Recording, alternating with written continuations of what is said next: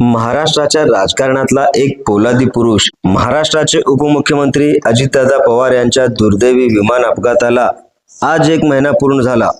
पण हा महिना शांततेत गेला नाहीये, तर तो गेला अनेक प्रश्नांच्या वादळात. बारामती तालुका पोलीस स्टेशन बाहेर आज जे दृश्य दिसलं ते पाहून अख्खा महाराष्ट्र हेलावून गेला. दादांवर निश्चिम प्रेम करणारे कार्यकर्तेच नाही तर बारामती वकील संघाचे अध्यक्ष ॲडव्होकेट प्रसाद खारतुडे आणि त्यांचे सहकारी स्वतःहून पुढे आलेत. ते म्हणतात ही केस आम्ही लढणार, दादांना न्याय मिळेपर्यंत हटणार नाही. काय आहे हे प्रकरण? रोहित पवारांनी का थोपटले दंड? पाहूया एक सविस्तर रिपोर्ट. काय आहे ही बातमी सविस्तरपणे जाणून घेण्यासाठी आपण जर पहिल्यांदाच NGTV मराठी न्यूज चॅनलवरती आला असाल तर नक्की सबस्क्राईब करा. नमस्कार, मी बंदगी NGTV मराठी न्यूज चॅनलमध्ये तुम्हा सगळ्यांचं सहर्ष स्वागत करतोय. राजकीय मैदानात एकमेकांसमोर उभे ठाकणारे आमदार रोहित पवार आज एका वेगळ्या रूपात दिसत आहेत. अजितदादांना न्याय मिळवून देण्यासाठी रोहित पवारांनी कंबर कसली आहे. बारामती पोलीस स्टेशनमध्ये FIR दाखल करण्यासाठी त्यांनी केलेली धावपळ बरंच काही सांगून जाते. रोहित पवार म्हणतात हे फक्त रक्ताचं नातं नाही तर महाराष्ट्राच्या एका मोठ्या नेत्यासोबत झालेला हा अन्याय असू शकतो. त्यांनी थेट इशारा दिलाय की हा अपघात आहे की घातपात याचे पुरावे ते लवकरच जगासमोर आणणार आहेत. लोकांच्या मनात शंका आहेत आणि रोहित पवार ती शंका दूर करण्यासाठी मैदानात उतरले आहेत. या प्रकरणाचा सगळ्यात महत्त्वाचा दुवा म्हणजे AAIB एअरक्राफ्ट ॲक्सिडेंट इन्व्हेस्टिगेशन ब्युरोचा अहवाल. केंद्रीय नागरी उड्डाण राज्यमंत्री मुरलीधर मोहोळ यांनी घोषणा केली आहे की आज या घातपाताचा प्राथमिक अहवाल समोर येईल. पण रोहित पवारांनी आधीच सावध केलंय. ते म्हणतात भूतकाळात जसे थातूर मातूर अहवाल आले तसा हा अहवाल असता कामा नये.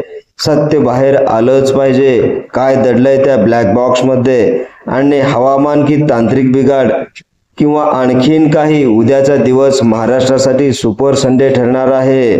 पण खऱ्या प्रकारे खळबळ उडणार आहे ती म्हणजे सोमवारी. आमदार रोहित पवारांनी जाहीर केलंय की त्यांच्याकडे काही नवे आणि धक्कादायक पुरावे आले आहेत. हे पुरावे ते पत्रकार परिषदेमध्ये मांडणार आहेत. काय विमानाची देखभाल योग्य झाली नव्हती? शेवटच्या क्षणी पायलट सोबत काय संवाद झाला? काही अदृश्य शक्तींचा यात हात आहे का? या प्रश्नांमुळे सत्ताधारी आणि विरोधक आमदार रोहित पवारांचं हे अशा प्रकारे दंड थोपटणं भविष्यामध्ये मोठं वादळ निर्माण करणार हे मात्र नक्की. राजकारणात अजितदादा आणि रोहित पवार वेगवेगळ्या पक्षात वेगवेगळ्या भूमिकेत असले तरी बारामतीच्या मातीत वाढलेल्या या नात्यातील वीण घट्ट आहे. आपल्या महाराष्ट्राची संस्कृती आपल्याला एकच शिकवण देते, ती म्हणजे संकटाच्या काळात माणूस म्हणून एकत्र उभं राहणं हीच खरी माणुसकी. आणि आज रोहित पवार हेच करत आहेत. बारामतीकर म्हणतात आमचे दादा परत येणार नाहीत, पण त्यांच्यासोबत काय घडलंय हे कळण्याचा आम्हाला अधिकार आहे. वकील संघाचा पाठिंबा हे सिद्ध करतो की अजितदादांचं लोकांवरचं प्रेम हे पदापेक्षा मोठं होतं. केंद्रीय नागरी उड्डाण राज्यमंत्री मुरलीधर मोहोळ यांनी केलेली घोषणा आणि यानंतर उडणार आहे ती खरी खळबळ. सोमवारी रोहित पवारांनी जाहीर केले की त्यांच्याकडे काही नवे आणि धक्कादायक पुरावे आले आहेत. हे पुरावे ते पत्रकार परिषदेमध्ये मांडणार आहेत. नागरी राज्य उड्डाण मंत्री मुरलीधर मोहोळ यांनी सांगितलं आहे AAIB अहवाल आणि परवा रोहित पवार यांची पत्रकार परिषद हे 2 दिवस महाराष्ट्राच्या राजकारणाची दिशा बदलू शकतात. काय सत्य बाहेर येईल की पुन्हा एकदा तपासाचं गुंफण तसंच राहील? CVR आणि ब्लॅक बॉक्सात तांत्रिक सस्पेन्स. विमान अपघातात सर्वात महत्त्वाचा पुरावा असतो अपघात झाला त्या शेवटच्या 10 मिनिटात कॉकपिटमध्ये नेमकं काय संभाषण झालं. वैमानिकाने एअर ट्रॅफिक कंट्रोलला म्हणजेच ATCला काही डिस्ट्रेस सिग्नल दिलेत का? जर तांत्रिक बिघाड होता तर वैमानिकाला तसा इशारा देण्यास वेळ मिळाला होता का? हे सर्व काही सत्य उद्याच्या AAIB अहवालात समोर येणं अपेक्षित आहे. ॲडव्होकेट प्रसाद खारतुडे आणि त्यांच्या सहकाऱ्यांनी केवळ भावनिक होऊन पाठिंबा दिलेला नाही. बारामती वकील संघाने या प्रकरणात कायदेशीर बाजू तपासायला सुरुवात केली आहे. FIR दाखल करताना कोणत्या कलमांचा आधार घेतला जातोय? जेव्हा स्थानिक लोक आणि वकील स्वतःहून पोलीस स्टेशनमध्ये जातात तेव्हा त्यांचा अर्थ असा की तपास यंत्रणांवर लोकांचा पूर्ण विश्वास नाही, हा जनाक्रोश असल्याचं पुन्हा एकदा सिद्ध होताना दिसत आहे. ज्या खाजगी कंपनीचं हे विमान होतं त्या विमानाचं फिटनेस सर्टिफिकेट अपडेटेड होतं का? विमानाच्या इंजिनमध्ये याआधी काही दोष आढळले होते का?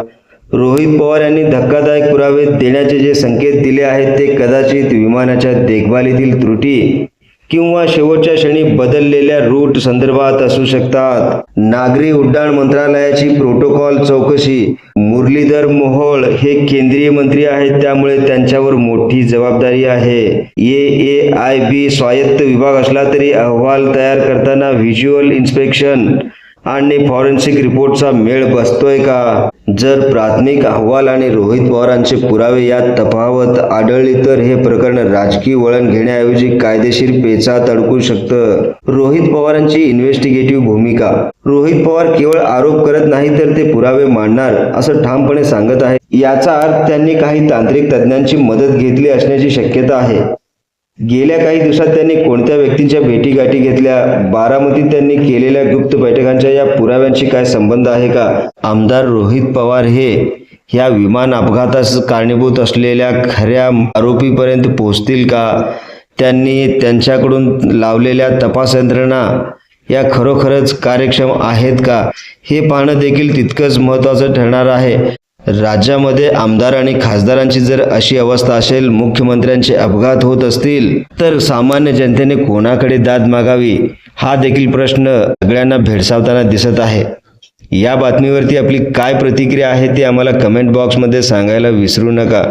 तसेच आपल्या हक्काच्या NGTV मराठी न्यूज चॅनलच्या सर्व सोशल मीडिया हँडल्सना आत्ताच लाईक करा, शेअर करा, कमेंट करा, सबस्क्राईब करा.